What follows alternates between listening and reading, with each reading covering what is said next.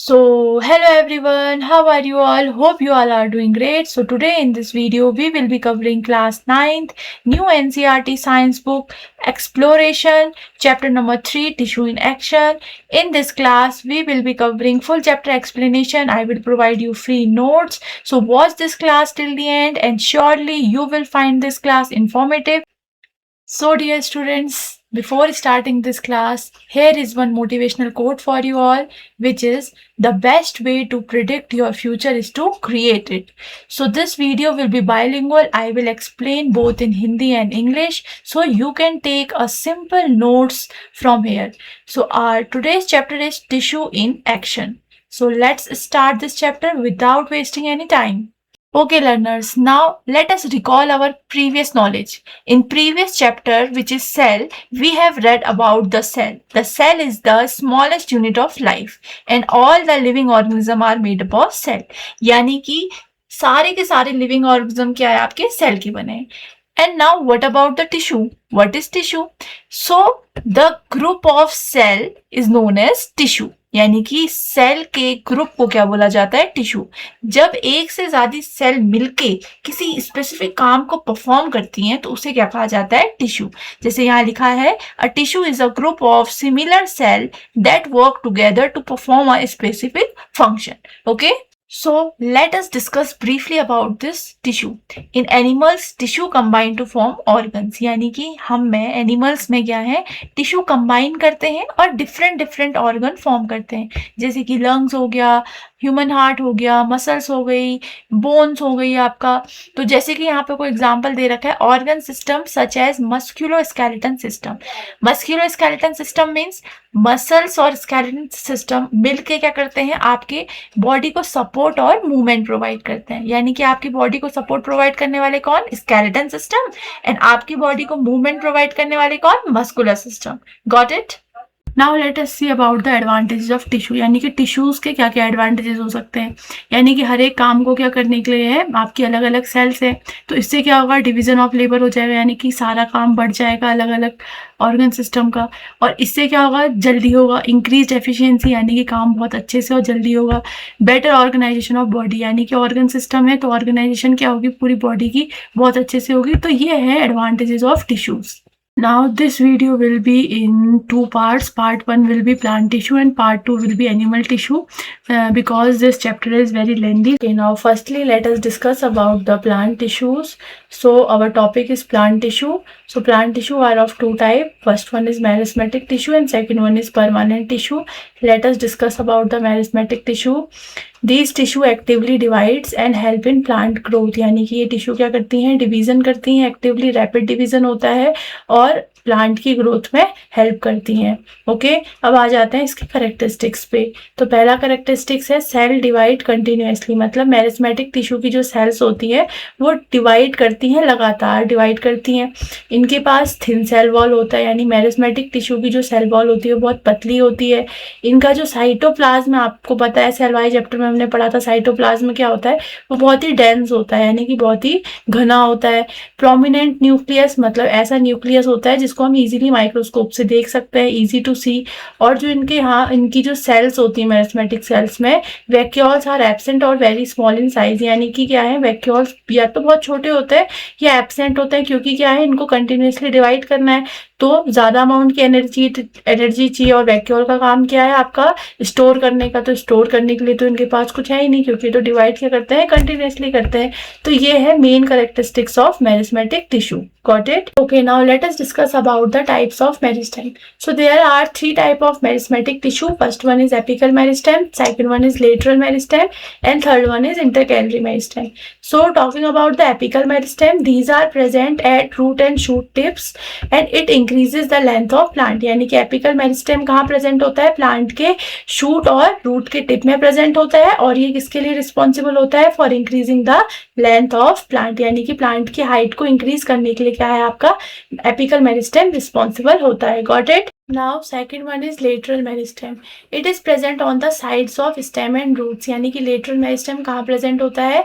Stem और roots के sides में. यानी कि स्टेम और रूट्स के क्या है आपके साइड्स में प्रेजेंट होता है, लेटरली प्रेजेंट होता है।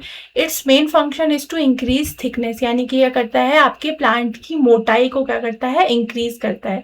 ओके, तो आप ट्रीज में देख सकते हैं बहुत सारी एनुअल रिंग्स आपको दिखाई देती हैं, तो वो क्या दिखाती हैं कि कैसे क्या है एक पतला सा जो प्लांट था वो एनुअली ग्रो कर करके उसकी जो थिकनेस है, उसकी जो मोटाई है वो आपकी इंक्रीज होती गई, जस्ट बिकॉज ऑफ आपका lateral meristematic tissue. Okay, got this? Now coming to third type of meristematic tissue, intercalary meristem. It is present at the node and bases of leaves, यानी कि ये क्या है प्लांट की nodes में और leaf के बेसिस में क्या है आपका प्रेजेंट रहता है। हेल्प इन रैपिड ग्रोथ, यानी कि रैपिड ग्रोथ में हेल्प करता है। आप देखिए और क्या फंक्शन हो सकते हैं इसके। इसका जो मेन फंक्शन है, new branches arises from nodes, यानी कि प्लांट्स में जो ब्रांचेस अराइज हो रही हैं just because of intercalary meristem. Okay, और कभी कभी आपने देखा होगा जब गाय क्या है घास चढ़ जाती है या कभी हम घास की कटिंग करते हैं तो वो रीग्रो होती है, तो just because of intercalary meristem grass regenerate after cutting और ग्रेजिंग। तो ये दो है important function of intercalary meristem. तो हम यहाँ पर को समझ चुके हैं कि मेरिस्टेमेटिक टिश्यू के 3 टाइप होते हैं। एपिकल मेरिस्टेम एपिक्स में प्रेजेंट रहता है, इंटरकैलरी मेरिस्टेम आपका हो गया जो आपकी ब्रांचेस में प्रेजेंट होता है, नोड्स में प्रेजेंट रहता है, और लेटरल मेरिस्टेम आपके स्टेम के साइड्स में प्रेजेंट रहता है for the increasing thickness. Got this topic? Okay, so now coming to second type of plant tissue which is permanent tissue. अब देखिए permanent tissue क्या होते हैं, मेरिस्मेटिक टिश्यू से ही permanent tissue फॉर्म होते हैं, formed when meristematic cells stop dividing, यानी कि जब मेरिस्मेटिक सेल्स डिवाइड करना बंद कर देती हैं तब वो जो आपकी मेरिस्मेटिक टिश्यूज होती हैं वो किस में कन्वर्ट हो जाती हैं, परमानेंट टिश्यू में। तो मेरिस्मेटिक टिश्यू से ही क्या आपकी परमानेंट टिश्यू फॉर्म होती है। ठीक है, अब आ गया दूसरा कैरेक्टरिस्टिक्स ऑफ परमानेंट टिश्यू क्या है, देखिए cell loses the power of division, यानी कि क्या है सेल क्या कर लेती है, जो पावर ऑफ डिवीजन है उसको खो देती है, यानी कि फिर वो ज्यादा डिवाइड नहीं करती है। ठीक है, सेल डिवीजन आपका ज्यादा होता नहीं है उसमें। Become specialised for specific function, यानी कि इतना काम कर चुकी है कि वो क्या है उस फंक्शन के लिए जो फंक्शन उसको मिला है उसमें स्पेशलाइज्ड हो जाती है। ठीक है, तो ये है परमानेंट टिश्यू के कैरेक्टरिस्टिक्स। अब आ जाते हैं टाइप्स ऑफ परमानेंट टिश्यू में। Okay, now let us talk about the first type of permanent tissue which is protective tissue. So epidermis is known as protective tissue. So let us discuss about the characteristics of epidermis. So epidermis is the outermost layer of plant, यानी कि epidermis क्या है, plant की सबसे ऊपर वाली outermost layer है जिसका नाम है epidermis. It is tightly packed single layer cell, यानी कि ये क्या है आपकी ये जो सेल है ये सिंगल लेयर है और साथ में क्या है टाइटली पैक्ड है, यानी कि इनके बीच में जो इंटरसेलुलर स्पेस है वो बहुत ही ज्यादा कम है। Third one is have waxy layer of cutin called cuticle, यानी कि आपकी एपिडर्मिस में क्या है एक बहुत ही ज्यादा पतली वैक्सी लेयर होती है। आपने देखा होगा लीफ में, अगर लीफ को आप टॉप से देखें तो आप उसकी आउटर लेयर को निकाल सकते हैं, बहुत ही शाइनी और वैक्सी लेयर होती है। तो वो किसकी बनी है बेटा, क्यूटिन की बनी होती है और उसका नाम क्या है क्यूटिकल। अब उसका काम क्या है देखिए, it provide protection from injury and parasites, यानी कि वो क्या करते हैं प्रोटेक्शन प्रोवाइड करते हैं लीव्स को from injury and from parasites. And also reduce the water loss mainly in desert plant, यानी कि जो क्यूटिकल है उसका एक फंक्शन तो ये हो गया, दूसरा फंक्शन क्या है डेजर्ट प्लांट्स में वो क्या करते हैं एक्सेस अमाउंट ऑफ वाटर आपका लॉस ना हो करके वो उसको क्या करते हैं वाटर लॉस को रिड्यूस करते हैं। किसमें, कैक्टस प्लांट में देख सकते हैं क्यूटिकल लेयर का ये है function. Now comes epidermis. In leaves, epidermis contain pore called stomata, यानी कि आपकी एपिडर्मिस में कुछ पोर्स भी होते हैं बीच बीच में जिनका नाम है स्टोमेटा। अब स्टोमेटा क्या है बेटा, आपने जूनियर क्लासेस में पढ़ा है। स्टोमेटा क्या करते हैं, the function of stomata is for the gaseous exchange, यानी कि प्लांट में गैसेस का एक्सचेंज कैसे होता है by the help of stomata. Humans में क्या होता है देखिए, हमें पर नोज है जिससे क्या है आपका गैसेस इन आउट होती है, वैसे ही आपके प्लांट्स में क्या होता है, आपका गैसेस एक्सचेंज के लिए स्टोमेटा होता है, ऑक्सीजन कार्बन डाइऑक्साइड क्या है आपकी एक्सचेंज होती है। दूसरा काम है, दूसरा फंक्शन है स्टोमेटा का ट्रांसपीरेशन। ट्रांसपीरेशन क्या है, एक ऐसी प्रोसेस जिससे प्लांट क्या करता है, वाटर को लॉस करता है। अगर बॉडी में, अगर प्लांट की बॉडी में एक्सेस अमाउंट ऑफ वाटर है तो उसको क्या करेगा, वो लॉस कर सकता है। और साथ में इसका और भी फंक्शन है, अगर आप इसको आगे पढ़ेंगे अभी। Okay, so this was all about the function and characteristics of epidermis. Got it? The second type of permanent tissue is simple permanent tissue, also known as supporting tissue. So these supporting tissue are of three types: parenchyma, chlorenchyma, and sclerenchyma. First one is parenchyma. Let us discuss its characteristics. Parenchyma are living cell.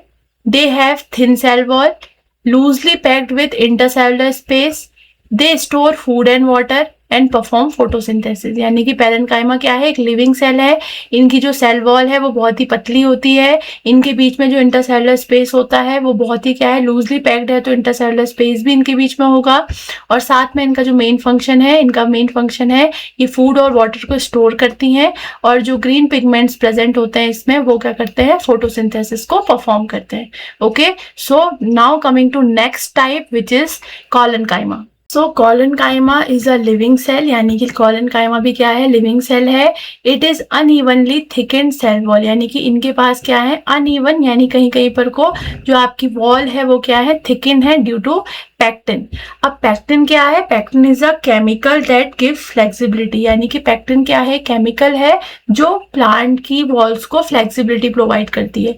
तो इसका जो function है वो भी similar है कि it provide flexibility and support, यानी कि ये क्या है, आपके प्लांट को फ्लेक्सिबिलिटी और सपोर्ट प्रोवाइड करती हैं। Allow stem and tendrils to bend without breaking, यानी कि स्टेम और टेंड्रिल्स यानी हवा के कांटेक्ट में आते हैं आपका प्लांट, तो बिना उसको टूटे, बिना उसको तोड़े क्या है, उसको फ्लेक्सिबिलिटी प्रोवाइड करती है। तो हमारे प्लांट को फ्लेक्सिबिलिटी कौन प्रोवाइड करता है, आप बोलेंगे chlorenchyma.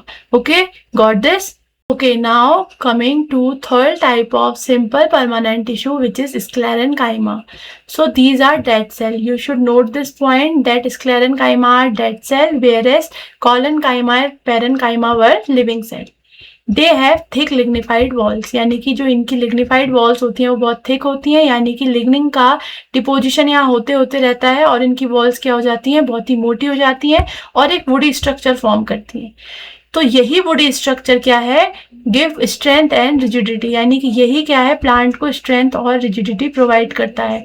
They are found in stem and hard covering of seeds and nuts, यानी कि कहाँ प्रेजेंट होते हैं, आपके स्टेम में प्लांट के, और hard covering of seeds and nut, यानी कि आपने पेड़ की बार्क ऑफ ट्री, यानी आपने पेड़ का छाल देखा होगा, तो वो किसकी वजह से, स्क्लेरेनकाइमा की वजह से, और वो क्या है वहाँ इकट्ठा होते रहता है, और वही क्या है उस प्लांट को क्या करेगा, स्ट्रेंथ और रिजिडिटी प्रोवाइड करेगा। और साथ ही आपने कोकोनट हस्क देखा होगा, आउटर मोस्ट लेयर बहुत ही क्या होती है आपकी, बहुत ही ठोस होती है, वॉलनट की शेल बहुत ही ठोस होती है, तो ये सब किनकी बनी है बेटा, स्क्लेरेनकाइमा की। Got this? So now coming to the third part of permanent tissue, which is complex permanent tissue, also known as conducting tissue। यानी कि conducting tissues क्या होती हैं, प्लांट में वाटर और फूड को ट्रांसपोर्ट करने के लिए कुछ ट्रांसपोर्ट सिस्टम चाहिए, तो प्लांट के पास ट्रांसपोर्ट सिस्टम होता है जिसे बोला जाता है कंडक्टिंग टिश्यू। अब पहला टाइप है इसका जाइलम और दूसरा टाइप है फ्लोएम। तो जाइलम का फंक्शन क्या है, देखिए, transport water and minerals from root to leaves, यानी कि जो जाइलम है वो कहाँ है आपका, पानी और मिनरल्स को रूट से लीव्स तक पहुंचाने का काम करेगा। ठीक है, और इसमें कंपोनेंट्स होते हैं trachea, vesicles, xylem fibre, xylem parenchyma.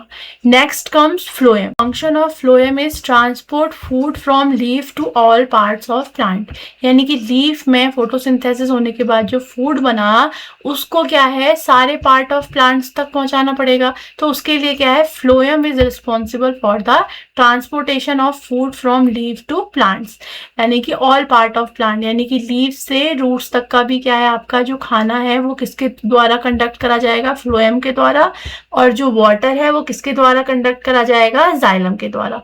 Okay, so the components of phloem are, so first one is sieve tube, second one is companion cell, third one is phloem fiber, and fourth one is phloem parenchyma. So in your book there is diagram of vascular tissue, xylem and phloem, and these are the components of xylem and phloem. So coming to next topic.